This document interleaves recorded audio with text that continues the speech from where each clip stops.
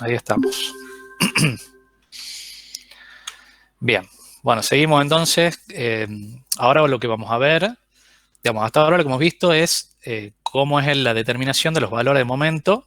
Hemos visto cómo es la redistribución, ¿sí? de esos momentos que nosotros obtenemos a partir del modelo para lograr obtener valores uniformes y de esa forma optimizar las secciones de hormigón y de acero, ¿sí? Eh, bueno, nosotros hablamos de que la sección crítica se produce en lo que hemos dicho que es la cara de la columna, ¿sí? Porque estamos suponiendo que las rótulas se forman en los extremos de vigas, ¿sí?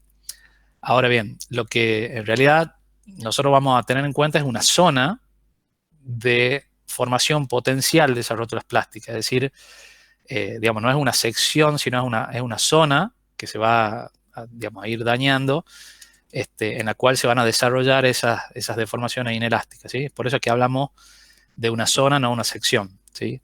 Ahora, la longitud de esa zona de rótulas plásticas depende, por supuesto, de si se trata de rótulas en extremo de viga o rótulas que, digamos, están en el tramo de la viga, ¿sí?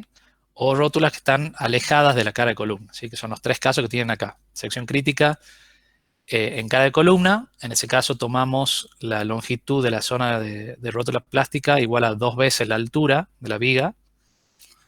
En el caso de que la sección esté alejada de la cara de columna, ¿sí? Puede ser, digamos, en una distancia mayor a la altura de viga o 50 centímetros. En ese caso, la longitud de la zona rótula plástica es 1,5 veces la altura, ¿sí? Digamos, esa sería desde la ubicación a la zona crítica, ¿sí?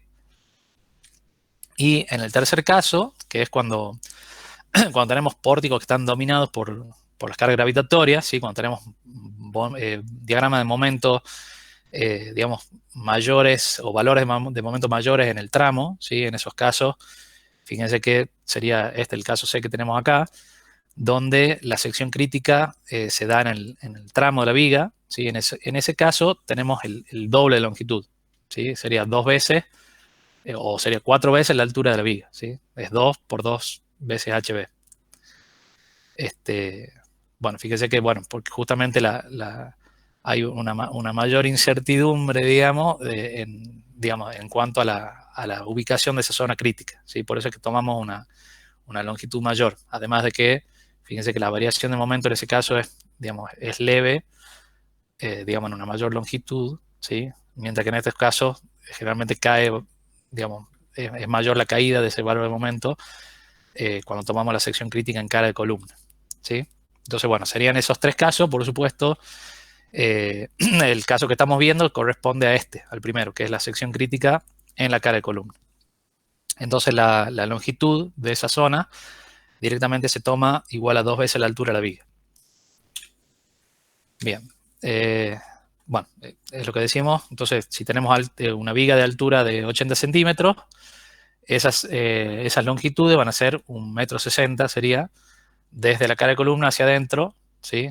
Tanto izquierda como a derecha, ¿sí? Fíjense que, bueno, en estos casos de vigas que son más bien cortas, prácticamente toda la viga digamos, se determina, se calcula como con las condiciones de rótula plástica, ¿sí? Esto, bueno, tenemos indicadas las longitudes en el pórtico Ni, ¿sí? Para el ejemplo que venimos viendo. Bueno, vamos a empezar con la determinación de la armadura longitudinal. Como bien saben, hay restricciones, digamos, reglamentarias en lo que es las cuantías. ¿Qué es la cuantía de armadura? Es la relación entre la sección de la armadura traccionada dividida sería en la sección de hormigón, sería el ancho de la viga por la altura útil, ¿sí? Acá fíjense que no se cuenta el recubrimiento, ¿sí? Entonces, esos valores tienen, de cuantía, digamos, que uno adopta, tienen ciertas limitaciones, un valor máximo, donde tienen estas expresiones que están relacionadas con la tensión característica del hormigón y la tensión de fluencia del acero, o digamos, como máximo podemos tener un 2,5%, ¿sí?, de cuantía. Esto es la cuantía, por supuesto, cuando hablamos de zona de rótulas plásticas, ¿no es cierto?, que es donde vamos a disponer mayor cantidad de armadura. En las zonas de rótulas plásticas tenemos que la armadura comprimida tiene que ser mayor o igual por lo menos la mitad de la armadura traccionada, ¿sí? Me disculpan un minutito, ya vengo justo, me están hablando, perdón.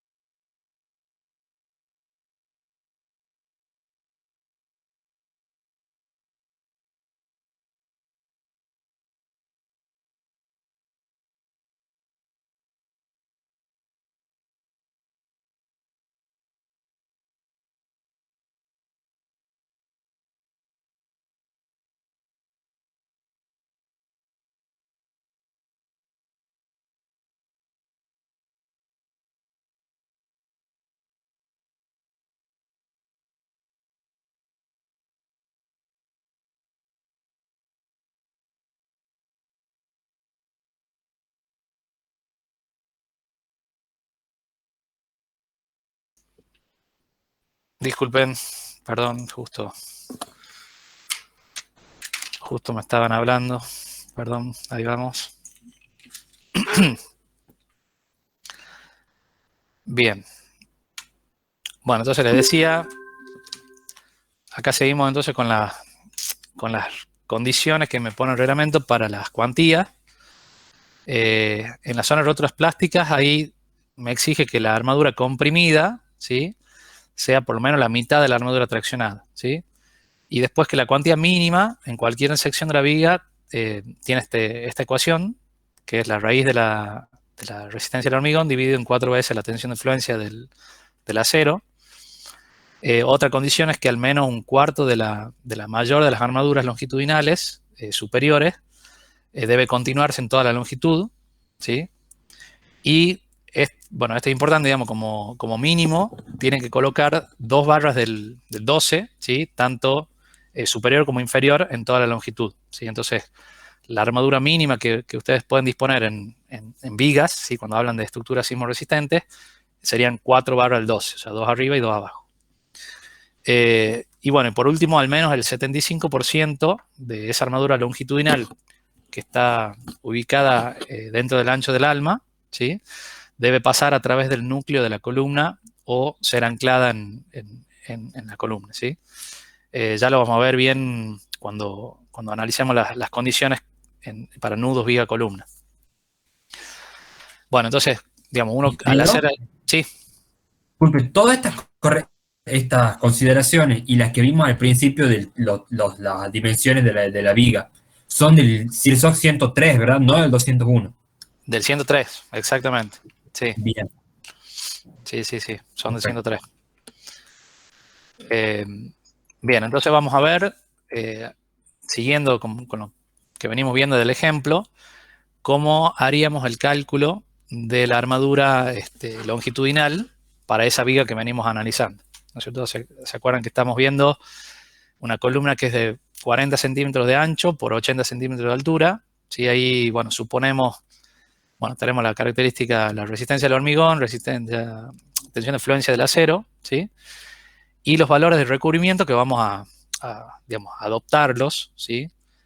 Acá tenemos, por supuesto, eso depende bueno, de los valores recomendados también por reglamento. Lógicamente depende de la exposición que va a tener esa estructura. Bueno, eso ya me imagino que ya lo conocen. Pero bueno, como estamos analizando una estructura, digamos, normal, que es para vivienda y demás, podemos adoptar, perdón, estos valores de recubrimiento. Acá adoptamos 40 milímetros, el recubrimiento superior e inferior. Esos 40 milímetros en realidad están contando, serían 30 milímetros de recubrimiento desde el estribo hacia afuera, desde la cara exterior del estribo hacia afuera, y suponemos que como máximo vamos a tener un estribo de 10 milímetros de diámetro, lo cual es bastante importante. ¿Sí? En general vamos a tratar de manejar diámetros de 6 o de 8 milímetros para los estribos, ¿sí? Bueno, justamente por la facilidad de doblar esas barras, ¿sí? Entonces, bueno, como máximo entonces tomamos recubrimientos de 40 milímetros arriba y abajo, y en laterales tomamos 20 milímetros, por ejemplo. Entonces tendrían la altura útil, sería la altura total, que son los 80 centímetros, menos 5 centímetros, si es que también tenemos en cuenta una barra del 20, supongamos que podríamos utilizar, serían los 40 milímetros más 10 milímetros, que sería el radio de esa barra. Serían el valor de D' que tienen acá, que vale 50 milímetros. Entonces la altura útil van a ser 80, menos 5 van a ser 75 centímetros, el valor de D. ¿Sí?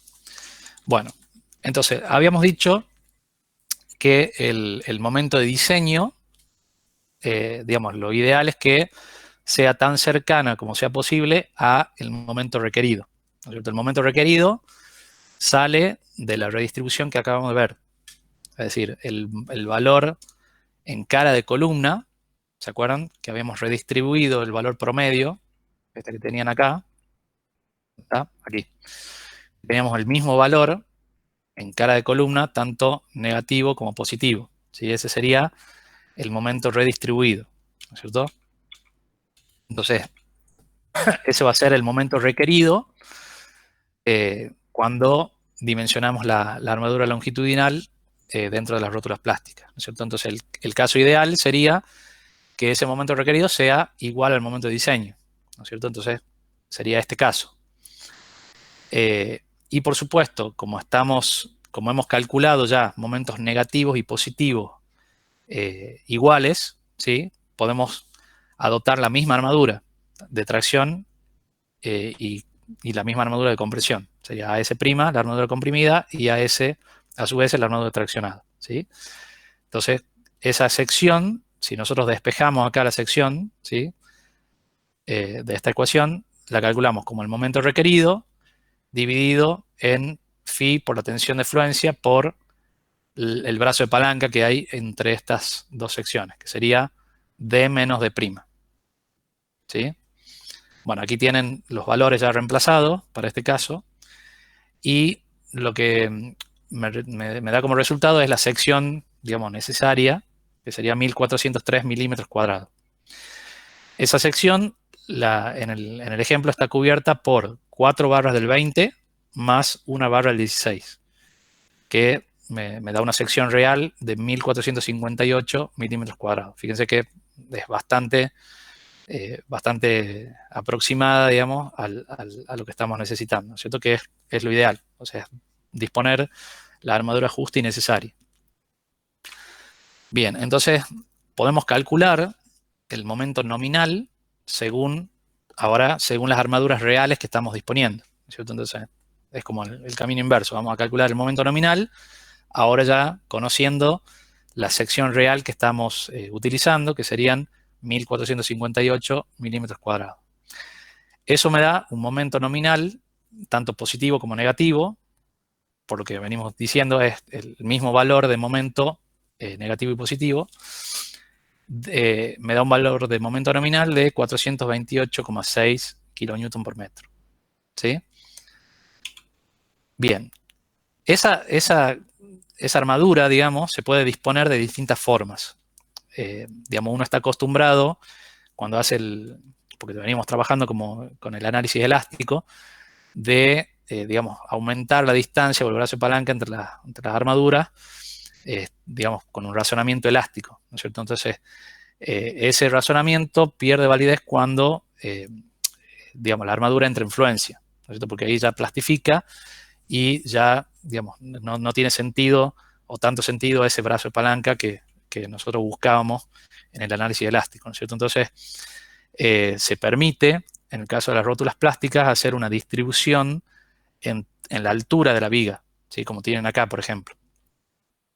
Eso tiene sus ventajas, ¿no es cierto? La de distribuir la armadura, si es que necesitamos una armadura muy, muy importante, ¿sí? Primero, si nosotros distribuimos la armadura en la altura de la viga, tenemos un mejor acceso de la parte superior de la viga para colar y vibrar el hormigón. ¿Sí? Acá tienen una imagen de una estructura, el armado, digamos, de una viga con una columna. Esto es una estructura de Mendoza. Fíjense la cantidad de barras que hay en ese nudo.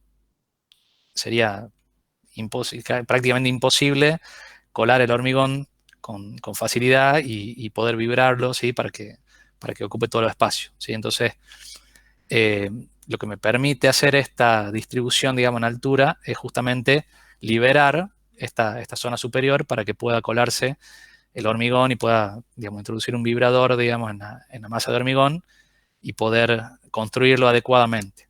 ¿Está claro? Por otro lado, al distribuir esas armaduras, podemos obtener una mejor distribución y un cierre más temprano de las grietas de flexión, ¿sí? Esto cuando digamos, actúa el sismo en una y en la otra dirección, que se da esa reversión de momento. Después tenemos una reducción de deformaciones de corte por deslizamiento, porque estas barras actúan como conectores de corte, ¿sí? Entonces de esa forma reducimos las deformaciones de corte. Aumenta la profundidad en la zona de compresión, esto mejora la transferencia de corte. Después tenemos un desarrollo de menores sobreresistencias flexionales.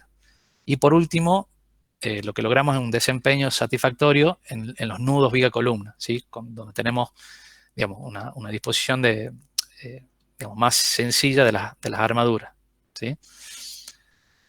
Bien, ¿se entiende eso, no es cierto?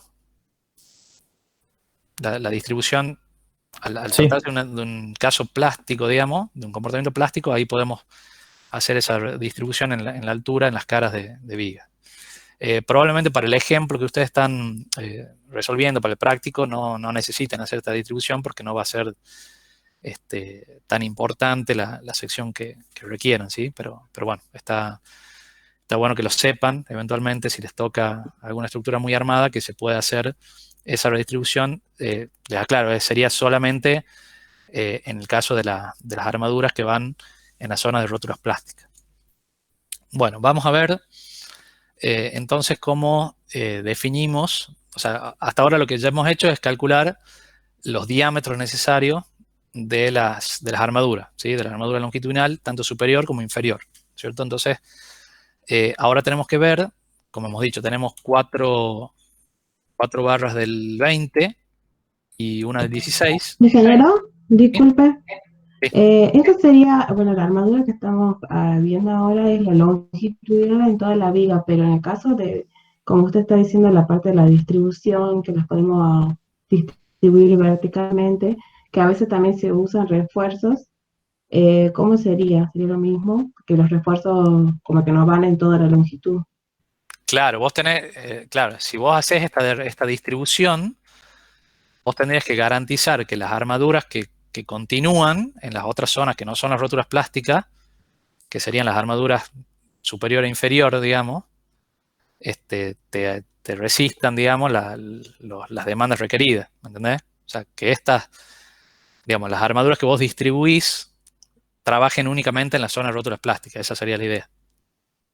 ¿Se entiende o no? Sí, sí, sí. De todas formas, ya lo que estamos viendo es el cálculo de la armadura longitudinal. En el caso de las rótulas plásticas, ya vamos a ver, digamos, cómo hacemos para, lo que vamos a ver ahora justamente es cómo definimos en función de la envolvente de momentos, dónde tienen que llegar cada barra, ¿sí?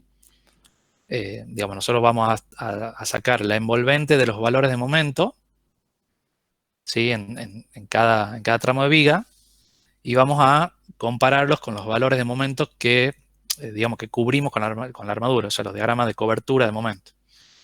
Eso me va a determinar cuál es la longitud de los refuerzos o hasta qué sección son necesarios, ¿sí? Acá tenemos dos diagramas envolventes, hay distintas formas de mostrarlo, ¿sí? Acá tendríamos fíjense que es el valor que hemos calculado de zona envolventes de momentos nominales, ¿sí? Fíjense que es el valor que hemos calculado acá, el momento nominal, originado o obtenido por las secciones reales de armadura que tenemos.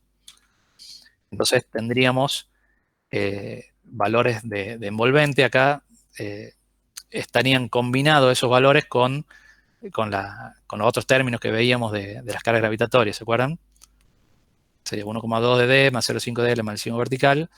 O, bueno, acá están también las otras combinaciones que tomamos en cuenta con las combinaciones con signo. Le hago la aclaración de que este análisis, digamos, o la redistribución de momento y demás, eso lo tenemos que hacer para las combinaciones más desfavorables, ¿sí? O sea, vamos a analizar todas las combinaciones de carga y vamos a ver de las más desfavorables, vamos a hacer esa redistribución de momento y vamos a obtener el momento de diseño para las vigas, o sea, para cada tramo de viga. O sea, obviamente el mayor valor de momento que obtengamos de todas las combinaciones es el que me va a mandar, digamos, a la hora del dimensionado de la armadura. Entonces, bueno, supongamos que estamos en estas combinaciones, tenemos el momento nominal que obtenemos por la armadura realmente dispuesta, ¿sí? Y trazamos los diagramas de envolvente considerando el efecto de las cargas gravitatorias. Esto están el sismo actuando de izquierda a derecha y el sismo actuando de derecha a izquierda. Si combinamos esos diagramas, nos quedan estos diagramas envolventes, ¿sí? De momento, con el sismo en una dirección y el sismo actuando en otra dirección.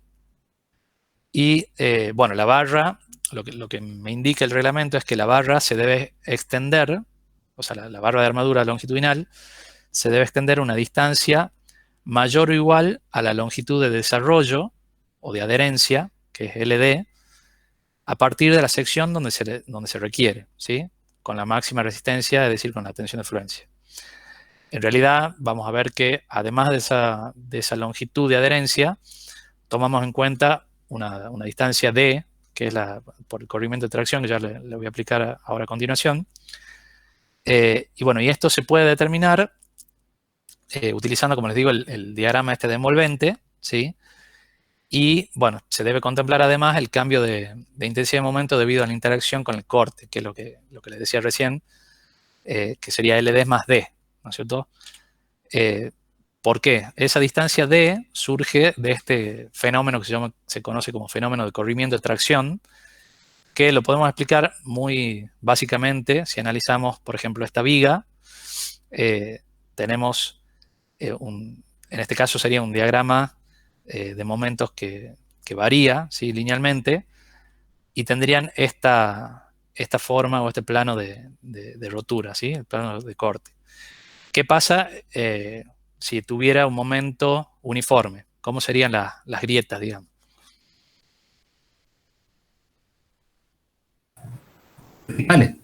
Exacto, serían grietas verticales, ¿no es cierto? Porque tendríamos en una misma sección las mismas componentes, digamos, tracción y compresión, entonces serían grietas verticales, ¿sí? En este caso que tenemos momentos combinados con corte, suponemos que se produce este plano de falla a 45 grados, ¿sí? Entonces, lo que decimos es que si analizamos este diagrama de cuerpo libre, el esfuerzo de tracción T2 que tenemos acá en el plano 2.2 no se debe al momento originado en esa sección, en la sección 2.2, sino se debe al momento originado en la sección 1.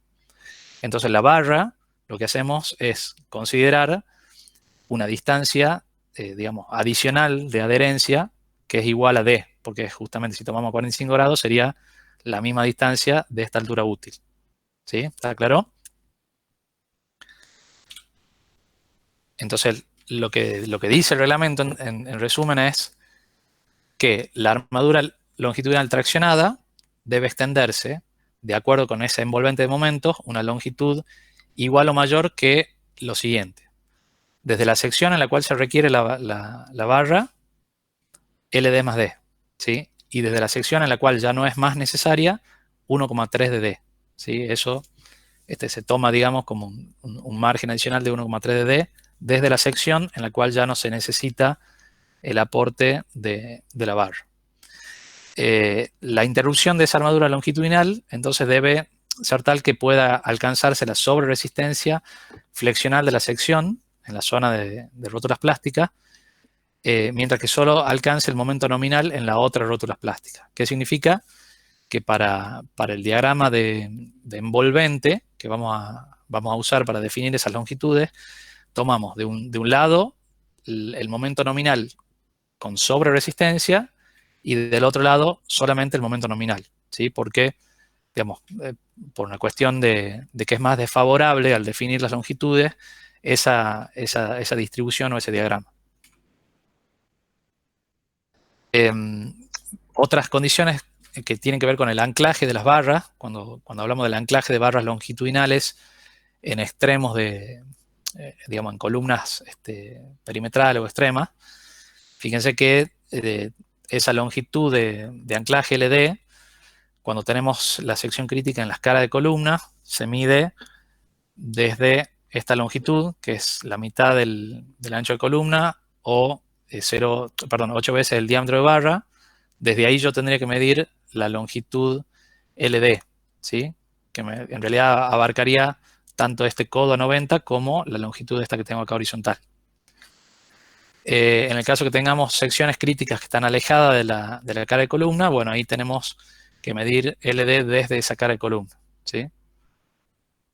Y el valor, digamos, de este codo a 90, o lo que comúnmente le llaman patilla en la armadura longitudinal, tiene que ser mayor o igual a 12 veces el diámetro de la barra, ¿sí? Entonces, en el caso de la armadura mínima, que eran barras del 12, ¿cuánto tendría que ser esta patilla, digamos, de la armadura?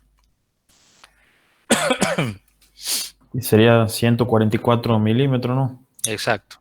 Serían 144 milímetros o, bueno, redondeamos en 15 centímetros si quieren. Esa sería la patilla mínima, digamos, que podrían adoptar si es que están trabajando con barra del 12, ¿sí? Si trabajan con barra del 16, bueno, hay que hacer el cálculo, barra del 20, otro cálculo, ¿sí? Se va agrandando, digamos, esa longitud. Bueno, entonces, acá repasando lo que ya han visto con Pablo en la clase de materiales, ¿a qué llamamos la sobreresistencia flexional? Teníamos, por un lado, el momento nominal, que está dado por la armadura real, y por otro lado, cuando alcanza la sobreresistencia, principalmente está dada por la sobreresistencia del acero, el momento de sobreresistencia lo calculamos directamente multiplicando el momento nominal por lambda 0, que ¿cuánto varía lambda 0? 1,4. Bien, 1,4. Entonces, vamos a tener, como les decía, de un lado, o vamos a considerar en un extremo los momento nominal y en el otro extremo el momento de sobreresistencia. Otro punto importante también es que cuando ustedes analicen el momento nominal negativo en la viga, es decir, el momento nominal en la cara superior, aquí tendrían que considerar el aporte de la armadura de las losas, ¿sí?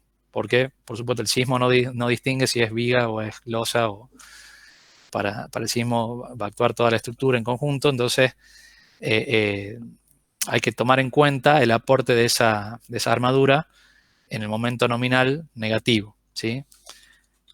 Bueno, eso depende de, digamos, tenemos que considerar un ancho efectivo de las losas, que bueno, ahí depende de cómo es digamos, las características de la viga, cómo es el vínculo con las losas y demás. Esto, bueno, ya lo pueden ver tranquilo si quieren después en en el ejemplo y en el reglamento, ¿sí? Lo importante es que a partir de ese ancho efectivo van a determinar una sección de armadura de las losas que me va a originar un momento nominal adicional que se va a sumar al momento nominal negativo que ustedes ya han calculado para las vigas. Bien, ahora volvamos a la envolvente de momentos. Fíjense que acá tienen, por ejemplo, lo que les decía, tienen momento de sobreresistencia, ahí se van a dar cuenta porque tienen el 0, ¿sí? M0C, y acá tienen el momento nominal, ¿sí? Fíjense que de un lado siempre se toma el momento de sobreresistencia, del otro momento nominal, ¿sí? Y así vamos construyendo los distintos diagramas y construimos las envolventes de momentos, de un lado momento de sobreresistencia y del otro lado momento nominal. Fíjense que acá ya está, si comparamos los momentos nominales, ¿sí? O los momentos de sobreresistencia, perdón, sería, para este caso que tenían 428,6, el momento nominal sería, si ustedes lo multiplican por 1,4, le va a dar el valor de 600 que tienen acá abajo, ¿sí? Es decir, este momento nominal por lambda 0 me da el momento de sobreresistencia. Ahora, este valor que tienen acá, que es un poco mayor, digamos, es diferente por lo que les decía recién. Acá está contemplado ya el aporte de la armadura de las losas, ¿sí? Por eso no es igual al que tienen acá. Bueno, entonces la longitud LD, que ustedes van a tener que considerar, digamos, a partir de esa sección donde se requiere la armadura, depende del diámetro de las barras y, bueno, de otras características, de las tensiones, de fluencia y demás. Acá en esta diapositiva les puse unas tablas que están en el anexo del ejemplo, en el anexo 1, donde ya tienen calculadas las longitudes LD para distintas propiedades de hormigón y para distintos diámetros de barra, ¿sí? Fíjense que para el caso del ejemplo, que tenían 4 barras del 20 y una del 16, fíjense, para una barra del 16 y hormigón H25 tendrían una longitud LD en barras superiores de 840 milímetros y de barras inferiores de 650, ¿sí? Fíjense que es mayor la longitud LD en barras superiores y en barras inferiores, ¿sí? Eso porque piensan ustedes que es mayor la longitud de adherencia o se exige una mayor longitud de adherencia en las barras superiores que en las barras inferiores.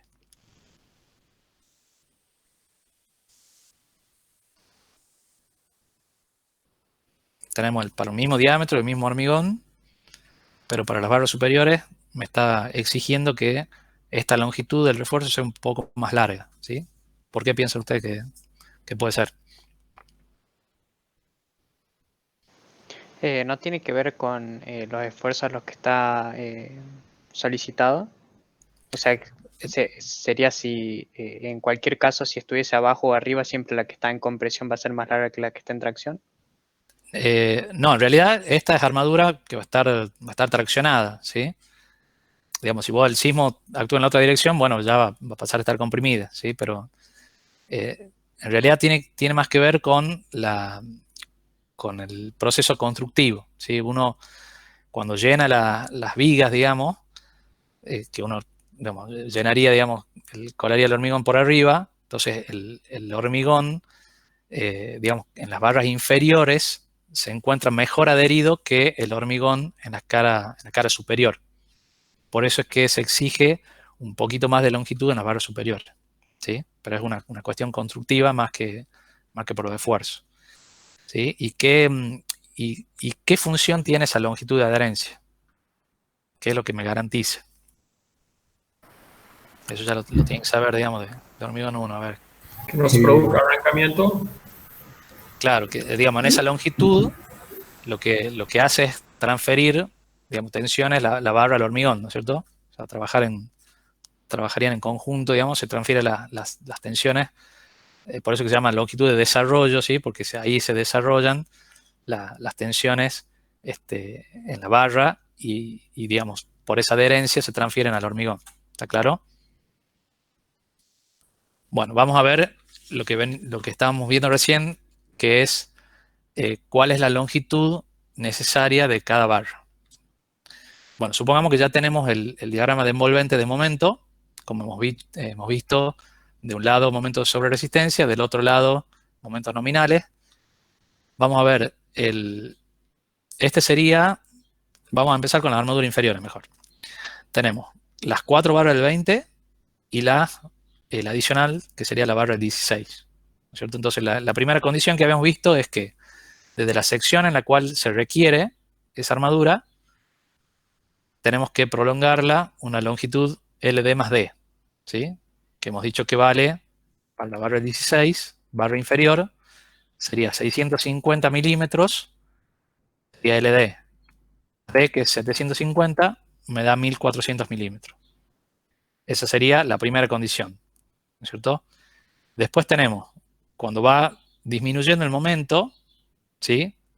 Y acá se intersecta con el momento de sobreresistencia que está originado por las 4 barras del 20, ¿qué significa? En este punto ya no necesito el adicional del 16, ¿no es cierto? Entonces, desde esa sección hacia el tramo, tenemos que contar 1,3 de D, que es la segunda condición que me marca el reglamento. Ahora comparamos esas dos longitudes y, por supuesto, vamos a adoptar la mayor, que sería en este caso LD más D. Entonces, eso es lo que me está definiendo la longitud de este refuerzo. Ahora veamos qué pasa con las 4 barras del 20. Hemos dicho que a partir de esta sección es la sección en la cual nosotros necesitamos esa armadura. Entonces, desde esa sección contamos una longitud LD más D hacia el tramo. En este caso, como es una barra del 20 inferior, la longitud sería 1050 más 750, tenemos 1760 de longitud total, ¿sí? Si tomamos esa longitud de este lado y tomamos lo mismo del otro lado, vemos que se solapan, ¿sí? Entonces no podemos interrumpir la armadura en este tramo de viga. Entonces directamente la consideramos continua. ¿Sí? ¿Está claro? Ahora vamos a ver lo que pasa con las armaduras superiores. También la idea es la misma. Ahí la diferencia la tenemos en los valores de momento únicamente, ¿sí? Ahí fíjense que está indicado este momento de sobreresistencia, que es lambda 0 por el momento nominal, originado por la armadura de la losa, que en este caso, bueno, en el ejemplo toma phi del 8 cada 15. Eso me genera un momento de sobreresistencia de 155, que sumado a los 600 que tenía, ¿sí? Me da como resultado los 755 que tenemos acá, ¿sí? Bueno, lo mismo, el procedimiento igual. Desde esa sección tomamos LD más D, desde la sección en la cual no se requiere esa armadura, tomamos 1,3 de D, y ahí comparamos cuál es la mayor. Sigue siendo predominante LD más D, y lo mismo para las 4 barras del 20. Acá también vemos que se solapan LD más D de un lado y LD más D del otro lado, entonces no podemos cortar esa armadura y la tomamos para toda la longitud de la viga. Bien. Bueno, ahora para terminar, ya esto es lo último. Ya lo que hemos hecho hasta ahora es la determinación de las armaduras longitudinales en los extremos de viga, ¿no es cierto? En las rótulas plásticas, ¿sí? Y para las combinaciones que hemos visto predominantes, que son las que tienen sismo. Por supuesto que tenemos que hacer la verificación de lo que pasa en el tramo de la viga, ¿sí? En el centro de la viga o fuera de las rótulas plásticas, para verlas, digamos, en comparación con las combinaciones que tienen cargas gravitatorias, ¿sí? Entonces lo que hacemos es hacer un diagrama de cobertura en función de la armadura que tenemos, y en ese diagrama ponemos los diagramas de momento originados por las combinaciones de carga gravitatoria, ¿sí? Y bueno, en este caso vemos que está sobrada la armadura para eso, para resistir esos momentos, ¿sí? Pero bueno, sería la verificación final cuando hagan el cálculo de las armaduras longitudinales, que estemos cubriendo los momentos de carga gravitatoria. Bien, creo que sí, esto ya es armadura transversal, así que ya lo dejaríamos para mañana. No sé si tienen alguna duda de esto que hemos visto ahora. Ingeniero, cuando usted ahí nos muestra la armadura, faltaría la parte del anclaje o no. Claro. Acá, en esta me decís vos. Sí. Sí, acá faltaría determinar la longitud de anclaje, ¿sí? Normalmente, digamos, se exige que la armadura se prolongue dentro de la columna y se ancle o ese codo esté próximo a la cara externa, ¿sí? Esto sería para la columna exterior. Para esta que sería una columna interior, lo que tendrías es, digamos, que esta barra se va a prolongar, va a pasar a través de la columna y se va a prolongar la misma longitud en el otro lado. ¿Por qué? Porque justamente tenemos los mismos valores de momento a izquierda y a derecha de la columna, ¿sí? Entonces, ahí se prolongaría y en este caso tendrías que ir a verificar estas condiciones que le mostraba acá, ¿sí? Ujú. Y ahí serían las dos, se anclarían la barra, las barras longitudinales que están en toda la viga y Sí, todas las barras longitudinales. Los refuerzos y las barras, sí, todas las barras longitudinales se deben anclar así. Bien. Ahí, bueno, como tenés distintos diámetros, probablemente tengas distintas dimensiones, digamos, las patillas y eso, bueno, pero bueno, ya son cuestiones constructivas más que nada. Ingeniero, esas patillas van dentro del estribo de la columna, ¿verdad? Siempre. Sí, en realidad, sí, deberían estar ancladas en el núcleo de la columna. El núcleo se llama núcleo de la columna a lo que queda, al hormigón que está dentro de los estribos, exactamente. Ingeniero, y el LD que usamos en todos estos cálculos, ¿hacemos las consideraciones que hacíamos en el 201 o usamos esa que era 1,3 de la H que vimos al principio? O sea, es más fácil el LD en este caso. 1,3 de H, ¿dónde tenía? Usted lo dividió en tres casos, de que si estaba justo en el borde de la columna, si estaba más separado. Ah, vos me decís la longitud de la zona de rótula plástica. Eso es otra cosa, ¿no? Bien. Es la longitud de la rótula de la zona de rótula plástica es una cosa. Y la longitud del refuerzo de la armadura longitudinal es otra. O sea, Bien. puede llegar a ser igual o no. Bien, perfecto. Normalmente, digamos, esto te condiciona la zona donde van a estar densificados los estribos. Eso ya lo vamos a ver mañana. Pero bien, sí, digamos, son valores similares a la longitud de esta de refuerzo que estamos viendo. Fíjate que tenés 1,60 m, tenés 1,60 m casi, prácticamente, en la zona, en la armadura superior. O sea que te estaría hablando de la misma longitud.